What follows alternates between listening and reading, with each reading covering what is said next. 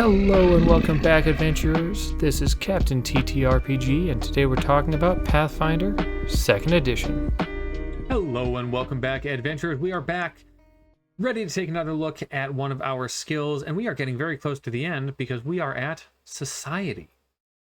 Society is about understanding the people and cultures in which your game is set. Probably not very surprising by the name. There are 2 untrained actions and 2 trained actions available with Society at level 1. Only one of the trained actions is unique, however. Starting off with our untrained actions, we have Recall Knowledge, which we have covered a ton of times, but you're going to be recalling knowledge about humanoids, cultures, history, things along that vein. And then we have Subsist. This is a roll against a GM-determined DC to attempt to find food and shelter. And in Society's case, this is in a settlement. So this will come up, Subsist will come up again with another skill, but in this case, you're in a settlement, town, city, whatever. This is a good way to know how well you're going to do finding some food. And then for our trained actions, we have Decipher Writing, which is 1 minute per page. And I know we've seen this in other cases as well, but you're going to make a check to understand what's written. This time, it could be things against, historical writings, things like that, things that maybe have gone unknown for a long time, but are still built in the societies in which you exist. And then create a forgery. This takes a day or a week. The GM will roll a secret DC 20 society check for you to see if your forgery is good enough. And you can get up to a +4 bonus if you have seen a similar document to see if it's good enough. And you need a sample of writing if you want to forge somebody's specific writing. Like if you really want to forge a document written by, say, a dignitary, you need to have a sample of their writing in order to mimic it. Okay, so those are our basic actions, and one of those is used in combat, where the other ones generally aren't, but we've got some exploration and some social encounter stuff built in there. So what do the feats get us, and how do they improve what we have, and do they give us anything new? Well, we have Courtly Graces. This is level 1, takes Trained in Society. You can use Society to make an impression on nobles or to pretend to be a noble.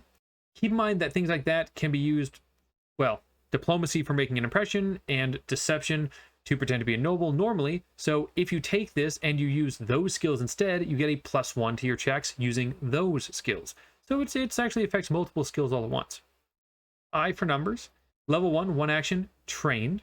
You can estimate anything countable, within reason, to the nearest first digit of how many there are. So if you want to count something like, the number of enemies on a battlefield, and it's multiple hundreds, you're going to round to the nearest 100, right? That kind of thing. If you use this to count something that's like on an enemy's person, you actually get a +1 bonus to the next feint or creative diversion that you use within 1 minute, and you can use Society for that roll, which is really cool.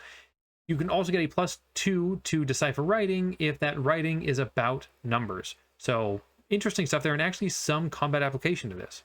Then we have Glean Contents. This is level 1, Trained. You can Society Decipher Writing on something you only glimpsed at and get a +1 circumstance bonus to that check. You can even attempt to decipher sealed letters. On a crit fail, you will be noticed, though, if you're trying to hide the fact that you're glimpsing at it. But if you want to be real quick and stealthy-like and not be noticed while you're trying to understand what everybody's got in their hands, it'd be a cool way to do it. Multilingual, level 1, Trained.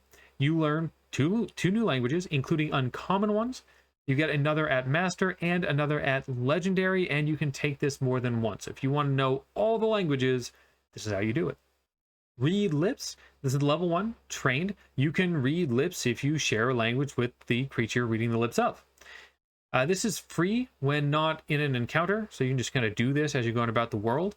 In an encounter, it takes a Society check against the GM's determined DC, and if you take more than 1 check, you can keep trying round after round, but you are fascinated by the target and off guard while focusing. So if you're really trying to read somebody's lips, you're not going to know what's going on around you. Sign Language, level 1, Trained. You can sign any language you know, but not like complex ideas. It does take 2 free hands to do this. It's really not meant for in combat. So this is really an out of combat thing. But could be a good way to communicate. Streetwise, this is level 1, takes trained. You can use society instead of diplomacy to gather information in a settlement. If you visit regularly, you can even recall knowledge to gather info about that settlement. This version, of course, has a higher DC than usual, but it is instant, which is pretty cool. If you need to know information very, very quickly, and it's a place you know well, it can be actually pretty strong. Criminal connections, this is uncommon. Level 2, and it takes expert, plus you have to have the streetwise feat, so this is a chain. If you're in a city that you know, you can make society check to set up a meeting with a criminal leader, which might be really important for the campaign you're in, or it might be absolutely irrelevant. Hard to say. But if it's going to come up and you know it will, it can be a great check. Eyes of the City, this is level 2, requires expert. Use society to track creatures in settlements. So normally tracking creatures is something you do out in the wild, and you wouldn't use society for that. But in a settlement, yeah, you can track a creature now. Leverage connections. This is uncommon, requires level 2. You have to be expert in society, and you have to have streetwise or courtly graces, which we've talked about both. You leverage your prerequisite feat in a location with either nobles or underworld types to make a request with society. So using society for more checks, which is valuable on its own. And again, you just have to know the location and probably the nobles or the underworld pretty well. Quick contacts. This is level 2, requires expert, and you have to have criminal connections or leverage connections. Notice all the feat chains are building on each other here. You can take advantage of the prereq feats that we just talked about with 1 day of downtime in a new settlement. So notice that we keep talking about these settlements that you know really well. Well, what if you show up to a new one? This is what you're going to want. You can build out these contacts, whether it be nobles or underworld types, very, very quickly. 1 day isn't that long in a new settlement, but it's only 1 hour if you're legendary in society. Then we have Crichton's cognitive crossover, which is uncommon. We've talked about multiple times, but you're going to choose 2 skills with which you can recall knowledge. And in this case, one of those is going to be society. When you fail to recall knowledge with one of those skills, you can try with the other one. So it's usually nice to have 2. It might be a good idea to say have Arcana and Society, and you fail with one and you take a shot with the other. That's what this is about. Biographical Eye, level 7, requires Master in Society now. You spend 1 minute with someone you haven't used this on before, so you don't get to use this again and again. And then you make a DC 30 Society check. You get a +1 circumstance if you already talked to them, otherwise you could just be sitting next to them or watching them. On a crit success, you're going to learn things like the profession that they have, their accomplishments, what nation they hail from, things like that.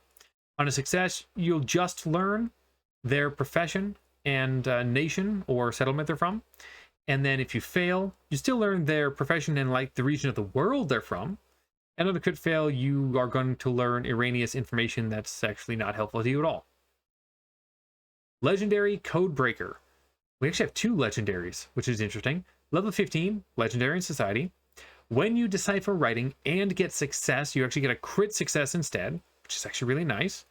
If you get a crit success, you learn word for word what the writing says. So normally when you're deciphering writing, you're not going to know exactly what it says word for word. You understand the idea of it. Right, you get the gist, all that. This is no, you know it so perfectly that dead language, it's not dead to you. And Legendary Linguist, level 15, legendary, and you have to have multilingual. You can speak to any creature that has a language as soon as you understand how it communicates. So if it communicates normally with verbally and all that, great, you're going to understand its language. If you don't know how it communicates, you just won't know. Maybe it communicates by wiggling its ears.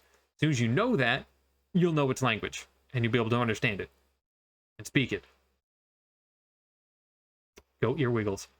The classes that easily take advantage of society, thanks to their primary ability score being intelligence, are Alchemist, Commander, Inventor, Investigator, Witch, Wizard, some Psychics, and the Mastermind Rogues. Commanders and Investigators are trained in Society at level 1 for free. For the GMs, as you notice, there are plenty of feats here that require GM set DCs. and to an extent GM fiat. If you have somebody that's really going down the society path and wants to be really good at that, just consider what knowledge might be gained in settlements more than anything. You know, have somebody they can talk to in the underworld, have nobles there. It doesn't have to be intricate. You don't have to build hours of backstory for these characters, but at least have something they can gain by talking with people like this. Again, you don't have to make it crazy. Just give them some reason to use that skill that they've really built heavily on with their role-playing options. Okay, with that, it is time for me to reach out to my underworld contacts while you consider what to do with that information, and as always, adventure on.